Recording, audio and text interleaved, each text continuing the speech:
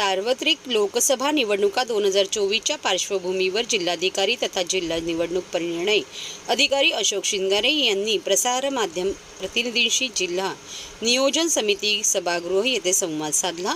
यावेळी अप्पर जिल्हाधिकारी तथा निवडणूक निर्णय अधिकारी 25 ठाणे लोकसभा मतदारसंघ मनीषा जायभाये, आचारसंहिता समिती प्रमुख विजयसिंह देशमुख, कायदा व सुव्यवस्था समिती प्रमुख दीपक क्षीरसागर, उपजिल्हा निवडणूक अधिकारी अर्चना कदम यांच्यासह विविध नोडल अधिकारी उपस्थित होते। ते विड्रॉल केलं जाणार आहे आणि 20 मे हा मतदानाचा दिवस असणार आहे। या मतदानासाठी जिल्हा प्रशासन पूर्णतः सज्ज असून जिल्हा प्रशासनाच्या मार्फत आवश्यक असलेली मतदान केंद्र, मतदानासाठी आवश्यक असलेलं मनुष्यबळ, मतदानासाठीची मतदान यंत्र, मतदार याद्या या सर्वांची पूर्णपणे चोख व्यवस्था करण्यात आलेली आहे। साधारणपणे आपल्या जिल्ह्यामध्ये 6592 इतकी मतदान केंद्र आहेत।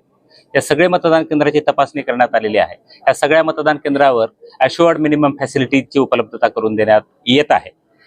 या मतदान केंद्रासाठी आवश्यक असलेला मनुष्यबळ 31,000 च्या आसपास 31,000 आहे।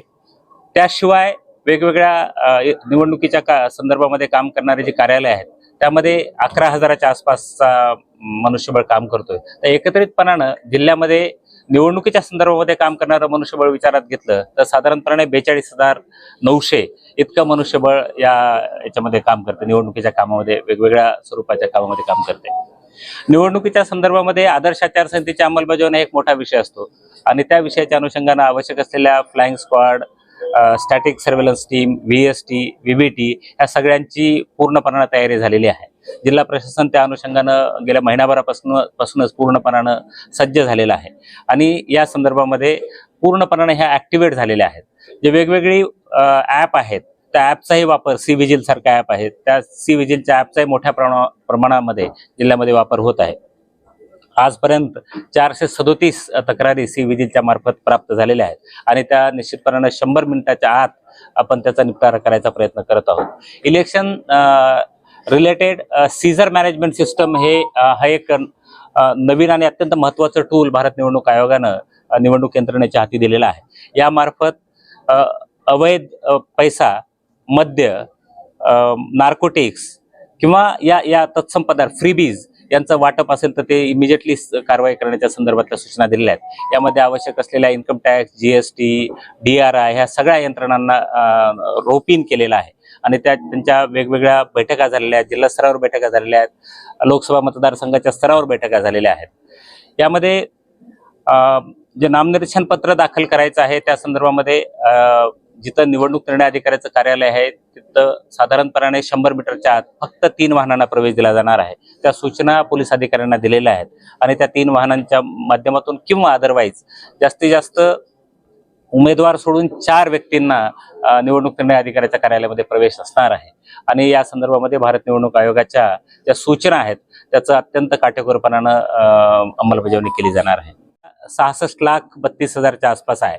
तर साधारणपणे ही जी मतदार संख्या आहे ती मोठ्या प्रमाणावर असल्यामुळं या सगळ्या मतदारांना माझं आव्हान आहे की त्यांनी 18, 19 आणि 20 हे 3 दिवस जरी सुट्टीचे येत असले, 20 तारीख हा मतदानाचा दिवस आहे, सोमवार आहे, तरी सुद्धा त्यांनी येऊन इथं मोठ्या प्रमाणावर मतदान करावं असं माझं आपल्या मार्फत त्यांना आव्हान आहे। जिल्ह्याचा जर लोकसभा मतदारसंघनिहाय आढावा घेतला तर ठाणे जिल्ह्यातल्या लोकसभा मतदारसंघामध्ये मतदानाची टक्केवारी कमी होते हे आपल्या सर्वांनाच ज्ञात आहे।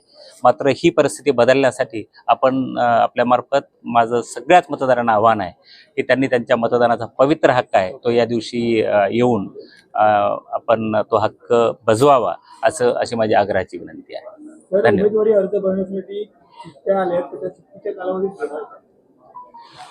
सुट्टीच्या कालावधीमध्ये शनिवार, रविवारी नामनिर्देशन पत्र स्वीकारले जाणार नाहीत। त्याशिवाय 1 मे रोजी पण नामनिर्देशन पत्र स्वीकारले जाणार नाहीत। एकंदरीत 5 दिवस नामनिर्देशन पत्राचा स्वीकार केला जाणार आहे। त्या तारखा मी आता आपल्याला सांगितलेल्या आहेत, त्याचा पुनरुच्चार करण्याची आवश्यकता नाही।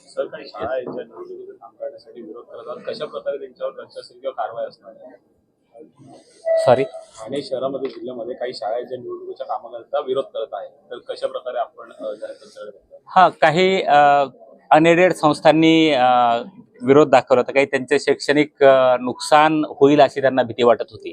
परंतु जिल्हा प्रशासनानं त्यांचे जे प्रशिक्षण आहे ते सुट्टीच्या दिवशी ठेवलेले आहेत किंवा नॉन टीचिंग आवर्समध्ये ठेवलेले आहेत, सुट्टीच्या दिवशीच ठेवलेले आहेत. त्यामुळे त्यांचं कुठल्याही प्रकारचं शैक्षणिक नुकसान होत नाही आणि ही बाब माननीय उच्च न्यायालयाने मान्य केलेली आहे. त्यामुळं त्यामध्ये काही अडचण नाही. माननीय उच्च न्यायालयामध्ये त्यांनी याचिका दाखल केली होती, ती याचिका आता फेटाळण्यात आलेली आहे.